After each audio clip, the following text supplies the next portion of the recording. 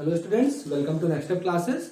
Today we'll discuss all the questions from NCERT of class 9 physics and chapter is force and laws of motion. Okay, we'll take all the questions with the concept. Okay, without wasting any time we'll start with our first question, which is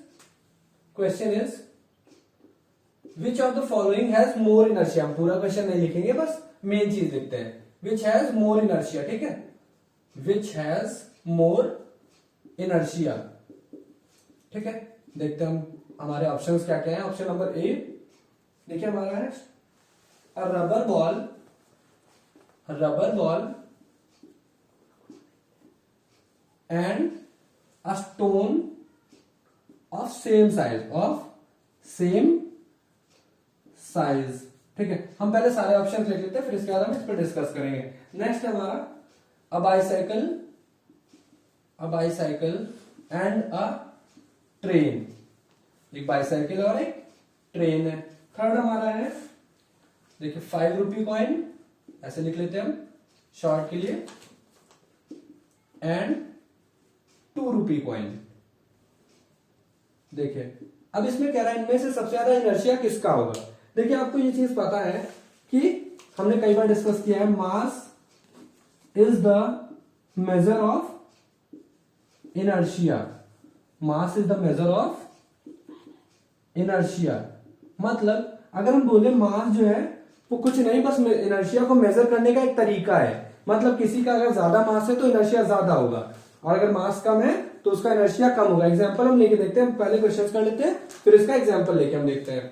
और rubber ball and stone दोनों same size के, but mass किसका ज्यादा होगा. मास ज्यादा होगा हमारा stone का, क्योंकि डेंसिटी ज्यादा है उसकी. तो मास जब इसका ज्यादा होगा तो इनर्शिया किसका ज्यादा होगा, स्टोन का होगा. हम यहां पर टिक कर लेते हैं. फिर ए बाइसाइकिल एंड ए ट्रेन. तो देखिए बाइसाइकिल का मास आपको पता है कम है, ट्रेन का मास ज्यादा है. तो अगर इससे देखें mass is the measure of inertia से हमें पता चल रहा है जो ट्रेन का इनर्शिया होगा वो ज्यादा होगा. ठीक है, ठीक है. अब देखिए रुपी 5 कॉइन एंड रुपी 2 कॉइन, मतलब 2 रुपी कॉइन. इनमें से दोनों में से आपको पता है कि दोनों में से मास किसका ज्यादा है, 5 रुपी कॉइन का थोड़ा सा मोटा होता है. ठीक है, 2 रुपी कॉइन से ज्यादा वेट होता है, मतलब मास होता है बोलेंगे यहाँ पर. तो 5 रुपी कॉइन का जो इनर्शिया होगा वो ज्यादा होगा.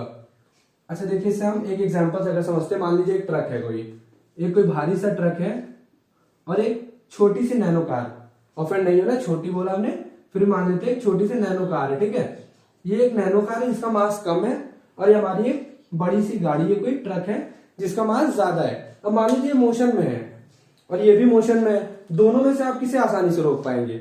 आप इस नैनो कार को आसानी से रोक पाएंगे, इसे इजीली रोक देंगे. ठीक है, तो इससे आपको क्या पता, एक और चीज, मान लीजिए अगर दोनों रेस्ट पे हैं तो आप इन दोनों में से किसे धक्का लगा सकते हैं, इजीली इसे मूव करा सकते हैं इजीली.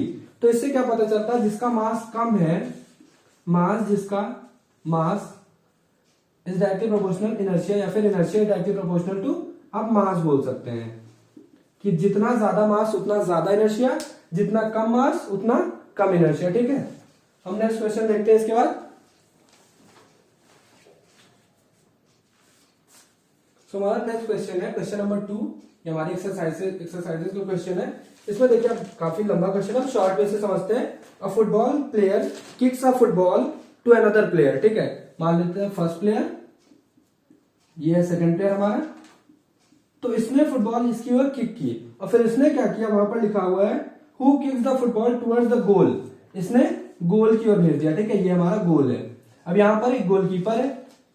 ठीक है, अब देखिए यहां से इसने फुटबॉल को, इनका देखिए आप सर और फुटबॉल एक ही जैसा लग रहा है, हम थोड़ा सा अलग कर देते हैं. तो देखिए इस फुटबॉल को इसने किक किया इसके पास, और फिर इसने किक किया गोल की तरफ. गोलकीपर ने क्या किया, उसे आगे लिखा हुआ है the goalkeeper of opposite team collects the football and kicks it towards the player of his own team. देखिए अब इसने कलेक्ट किया. ठीक है, इसने कलेक्ट किया, फिर अपनी टीम के प्लेयर के पास इसने भेज दिया. ठीक है, रुकिए एक सेकंड, जस्ट अब टीम समझाने के लिए हम ऐसे कर लेते हैं. ये दोनों एक टीम के हैं और ये दोनों जो है ये एक टीम के. ठीक है, तो यहां से फुटबॉल पहले गई यहां पर, फिर यहां से इसने किक की यहां पर, इसने कलेक्ट किया, गोलकीपर है, ये हमारा गोलकीपर है, फिर इसने इधर भेज दिया अपनी टीम मेंबर के पास, जैसा आप फुटबॉल मैच में देखते हैं. तो यहां पर ये पूछ रहा है क्वेश्चन में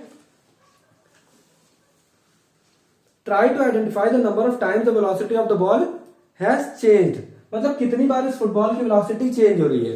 तो अगर यहाँ पर अगर आप उसमें फिगर में देखें, सबसे पहले रेस्ट पर है, यू कितना है हमारा 0 है, ठीक है। फिर यहां से कुछ वेलोसिटी से मिली, कुछ वेलोसिटी मान लेते हैं इसकी, कुछ हो गई v, एक बार चेंज हुआ, यहाँ पर हम मेंशन कर लेते एक बार चेंज है, ठीक है। फिर यहां से इसने किक किया और इसके पास चली गई, ठीक है। फिर यहां पर भी वेलोसिटी कुछ ना कुछ चेंज होगी, मान लीजिए इसने स्लोली पास किया था और इसने तेज से गोल की ओर मारा, तो यहां पर फिर से हमारी वेलोसिटी चेंज, ठीक है। नेक्स्ट हम देखते हैं यहां पर इसने रोक लिया बॉल को, गोलकीपर क्या करता है जनरली बॉल को अपने पास कलेक्ट कर लेता है, तो यहां पर वेलोसिटी कितनी हो गई, यहां पर अगर हम देखें v इक्वल टू 0 हो गया, एक बार फिर से चेंज है, तो वंस ट्वाइस, अब 3 बार हो गया यहाँ पर चेंज।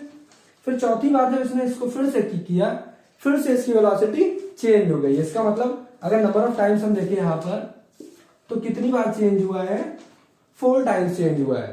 पहले 0 से v गया, फिर v से फिर से चेंज हुआ है, फिर यहां पर मान लेते v2, हम यहां पर कह लेते हैं v2 से फिर 0 हो गया, रेस्ट पे हो गया, फिर वहां से आगे बढ़ा और फिर इसे वेलोसिटी कुछ मिल गई, ठीक है। नेक्स्ट क्वेश्चन हम इसके बाद देखते हैं।